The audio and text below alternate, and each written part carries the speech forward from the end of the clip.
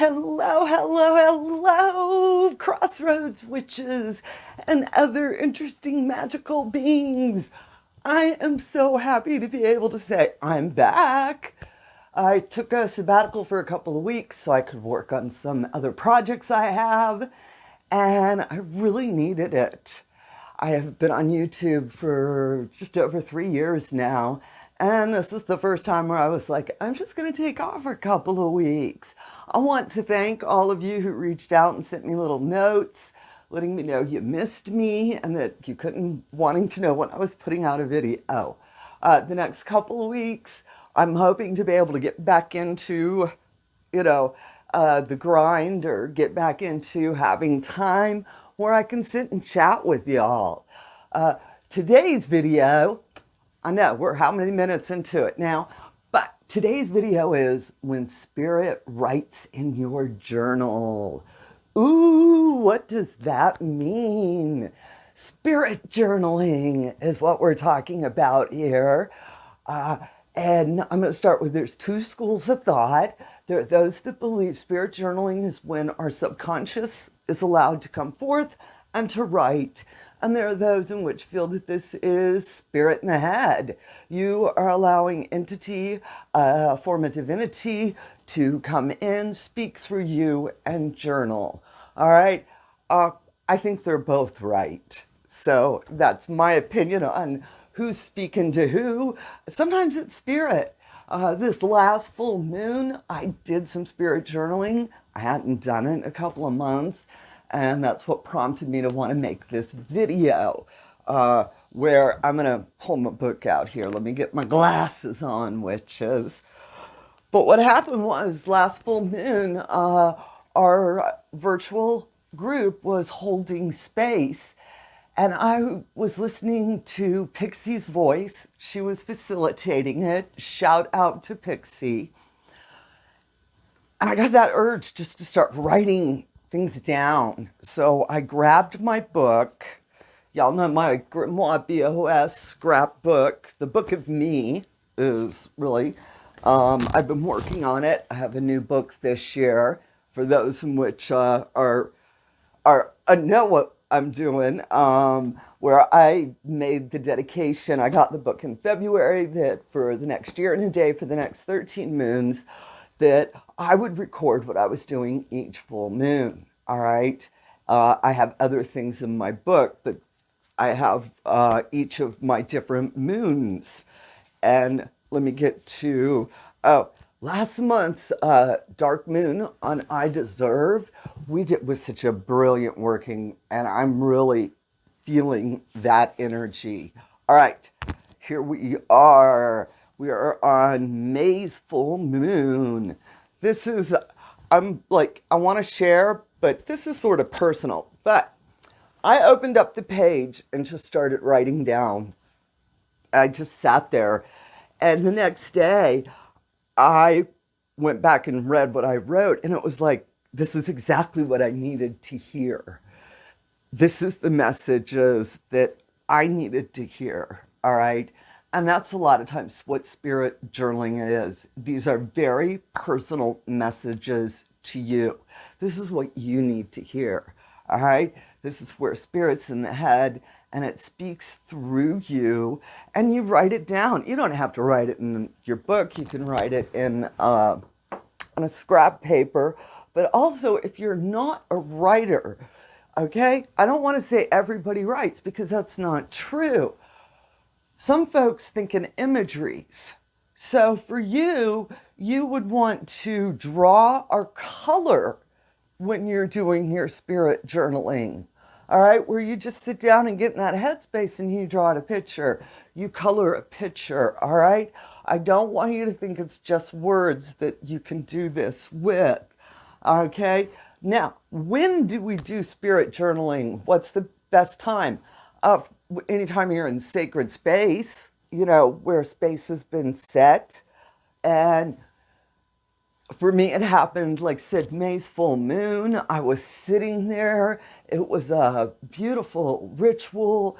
And all of a sudden, these words, I was just like, I got to write this down. And I grabbed my book And I just started writing without thinking while I was still listening to Pixie's words, all right? It is a good way to meditate. Also, of course, a really great place to do spiritual journaling is when you're in ancestral space, all right?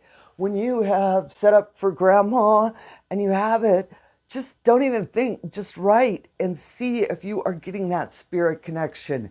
It is a very good way to get messages from ancestors and spirits. And of course, I'm going to tell you, my favorite place to do spirit journaling is in the graveyard, all right?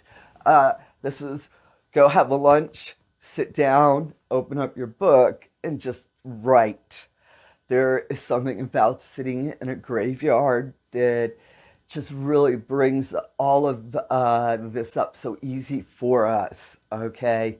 Of course, I'm going to tell you, follow the rules, do it in the daytime. Many of our graveyards are actually cemeteries, meaning they are park-like. So you can take a picnic basket, your journal, go sit someplace under a tree, and just write it down, all right? The rules to spirit journaling are your rules, all right? I'm giving you these tidbits, these ideas, but really it's just clearing your mind and not thinking, which is, I know for many of y'all, that's a bit of a problem, okay? You gotta overthink it to the 9th degree. And spirit journaling is so easy when we allow it to be that way. Leave your journal someplace where you can easily grab it. Keep a pen close to it. I always have a pen tucked up near it so that if need be, I can jot down what I have going on. And I also remember, I was really lucky. This is my first fancy book. I have other journals, but this one really was just like my first pretty fancy book. And how do I use it? What do I do with it? And the realization, it needs to be in the moment with me.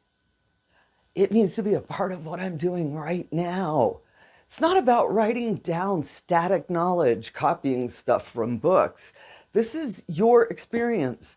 I flipped through this book now from previous moons, as I was showing you, the moons that I've done, the things, notes to self, tarot cards that I get in my subscription box. I put it in here to see how it correlates. And I've been, like I said, February was my first full moon. And now that I've been doing it, I can flip the pages and see each of the moons. I can feel my energies. I can see my own growth in some areas. And that's what your book should be, a reflection of your experiences. All right? Not stuff that I read in a book and I wrote down, okay? This should be your experience. This is what we did under the dark moon. And the working we did was an I deserve working. And when I open this page, I can still draw that energy. This working is still active. It's working in my book, all right? So witches, I want to hear about your experiences, your thoughts. If you've done spirit journaling, of course, I want you to leave a comment to give hints and ideas to the other witches. And if you have not done spirit journaling before, I cannot highly recommend it enough. It is a way to heighten your intuition. It is a way to heighten your connection to divinity, to spirit realm, and also to the land you stand on, which is what that three-legged cauldron of magic comes together to create you. And I'm going to end this video with saying, please, please remember, right now the way you are is good enough. All right? You ain't got to change nothing, witch. Let your light shine. You are beautiful right now. Every imperfection you have creates the perfect you. All right? Now, with that said, go out there, fly them brooms, of course, and I want y'all to have a bright, blessed day. And as always, Amen. Blessed be. Ashe and Avavo.